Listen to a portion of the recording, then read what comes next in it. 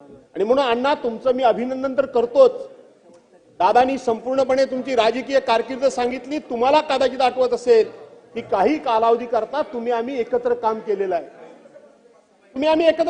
आहे। सभागृहामध्ये नव्हे, पक्ष म्हणून सुद्धा आपण एकत्र काम केलेलं आहे। तुमच्यासारखा एक छोट्यातल्या छोट्या घराण्यातून आलेला एक सदस्य या ठिकाणी आज उपसभापती झाला, याचा मला अभिमान आहे।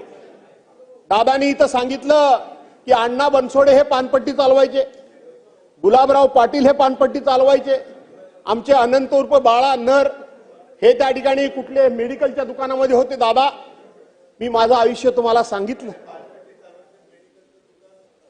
वायकरांचं दादा, मी माझ्या आयुष्याची वाटचाल कधी सांगितली नाही, पण मी पण इथपर्यंत बऱ्यापैकी आलोय। तुम्हाला अभिमान वाटेल, सन्मान वाटेल। मी माझ्या आयुष्याची सुरुवात शिक्षण करू न शकल्यामुळे ट्रकवरचं क्लीनरचं काम करून माझ्या आयुष्याची मी सुरुवात केलेली आहे।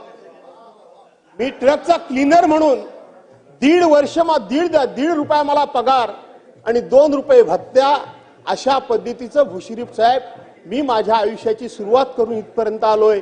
स्वतःचं कधी सांगायचं नसतं, पण तुम्ही या ठिकाणी उल्लेख केलात म्हणून मी सांगितलं। हा काय माझं भांडवल नाही। माझ्या आईच्या घराण्यामध्ये, माझ्या वडिलांच्या घराण्यामध्ये कोणीही दूरपर्यंत राजकारणात नाही, कोणी नाही।